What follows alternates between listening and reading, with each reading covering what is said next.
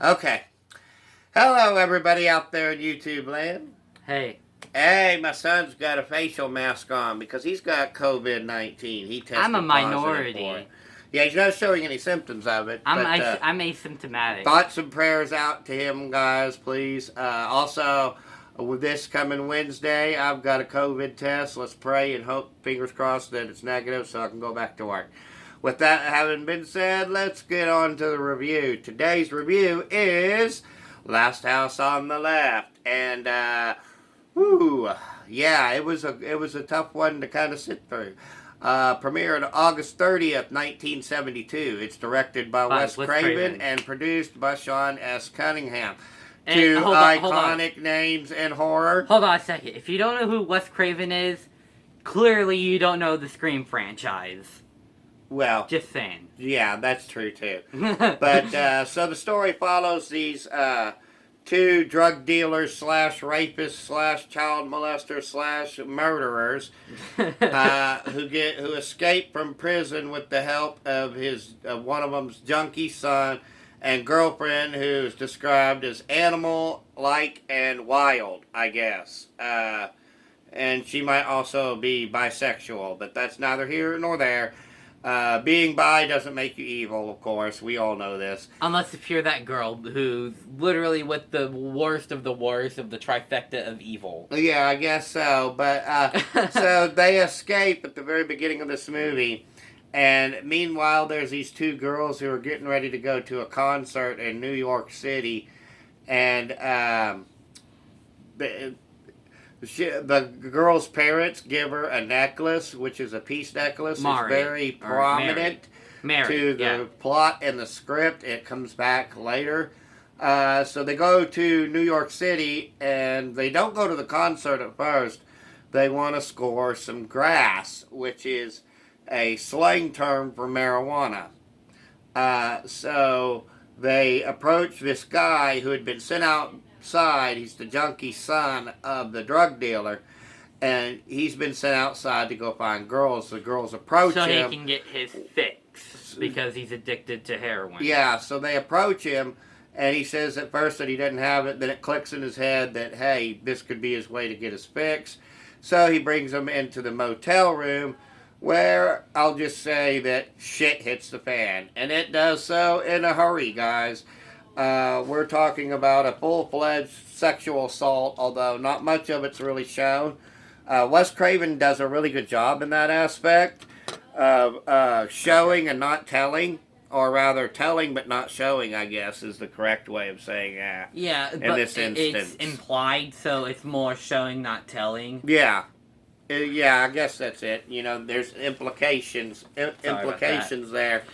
And so they proceed to assault these two poor young girls, who are then thrown into the trunk of their getaway car, and they drive to upstate New York. And they just so happen to stop in the same town that the girl lives in.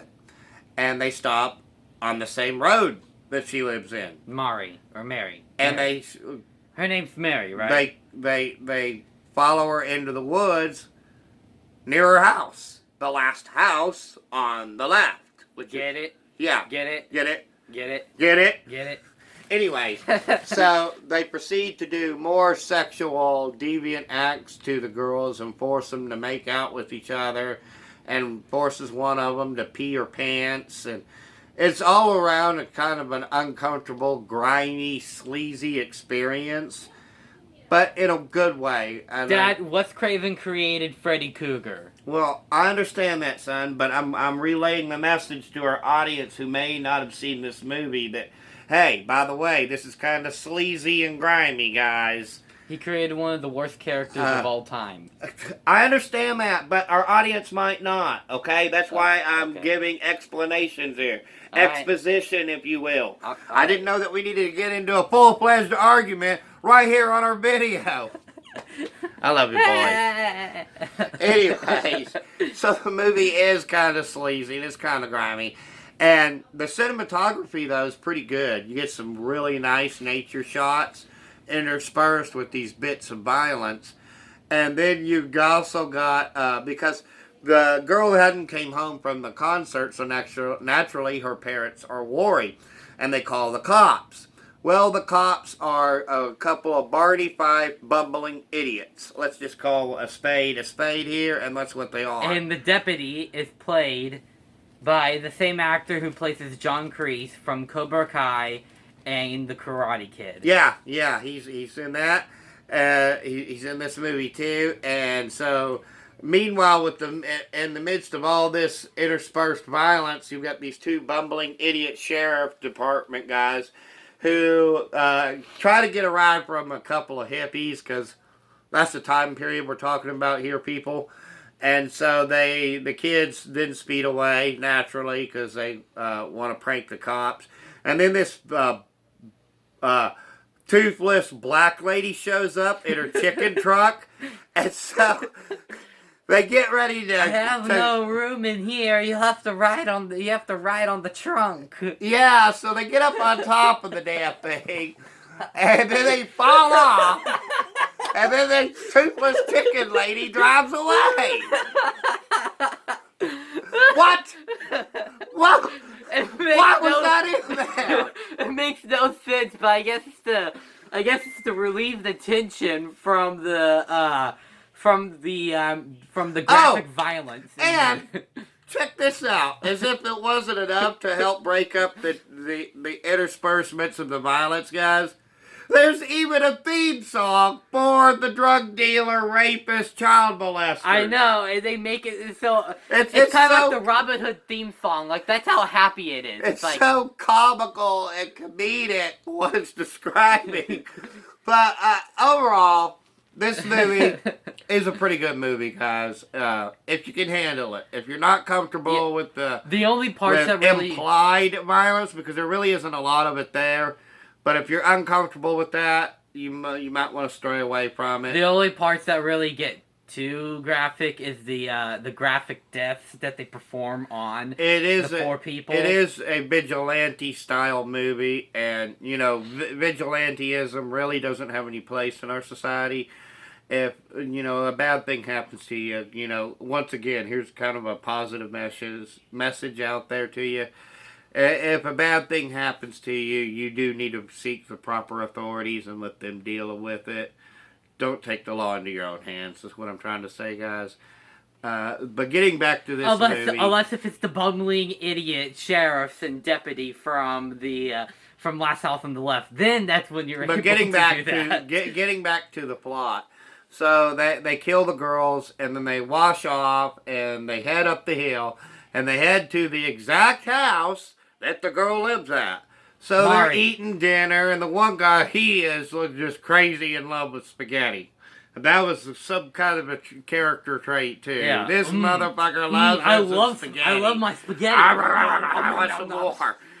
And then you have the drunky son just kind of in the bedroom being like, I'm sorry. He's spazzing out and withdrawing and having flashbacks of the shit that literally just happened like 2 hours earlier. Yeah. And he's already having flashbacks about it. I think he has PTSD from that. That could be. So, they go to bed in the house with the doctor and the mother, and then they find the doctor and mother, find the junkie going through convulsions.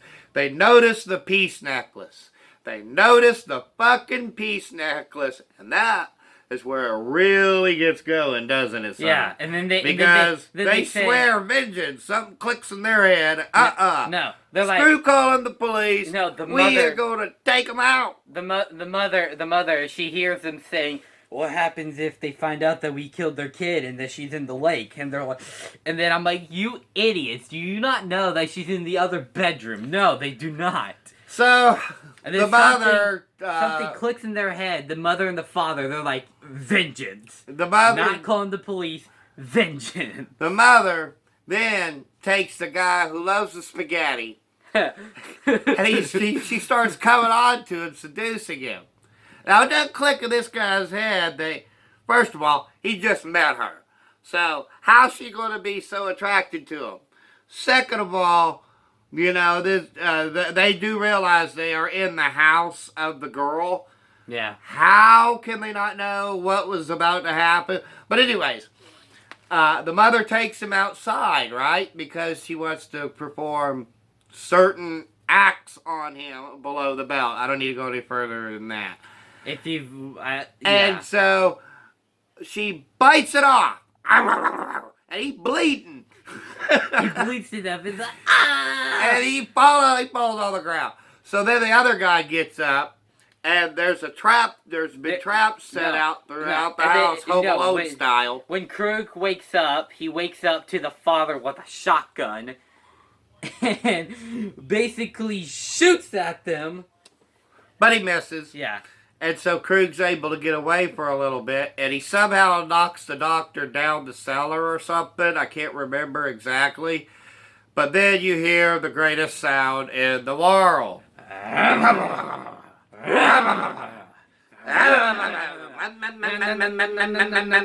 a motherfucking chainsaw, people! Yep. To steal a line from Decker. Shout out, buddy. So the dad's got the chainsaw, and Krug gets a chair, and he goes right through the chair.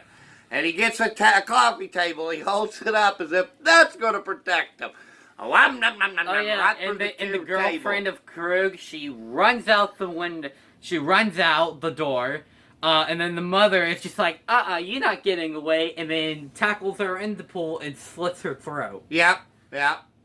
Oh yeah, and not to mention the fact that Krug is so evil, he actually kind of manipulates his son to commit suicide. That he does. It's kind of a tragic thing, too. I mean, you don't even see that part, though.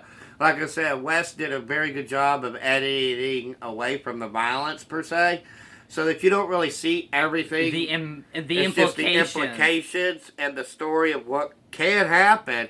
You know, I can't really say that for sure, because if something happened to him, you know, my only son here, I might just fly off the deep handle, too.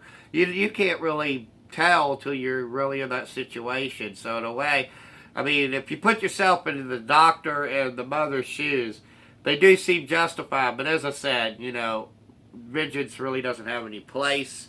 You know, you got to go through the proper authorities. But having said all that, what I said about this movie, I am going to give it 4.25 stars out of 5. What say you?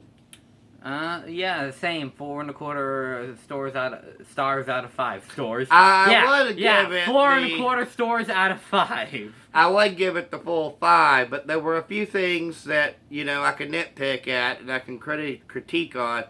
And one of them was the goofy theme song for the villains. What? And there was probably a little too much focus on the law enforcement who, you know, you could have just taken them completely out of the movie and it would have been pretty much the same movie with or without them. Yeah. So, but I think they were put in there, Dad. That having been said, Dad, I think Wes put them in there because he wrote the movie. He put them in there to break up the tension in the movie, and then I Spit on Your Grave says, no, forget the comic relief. We're just going to go full force.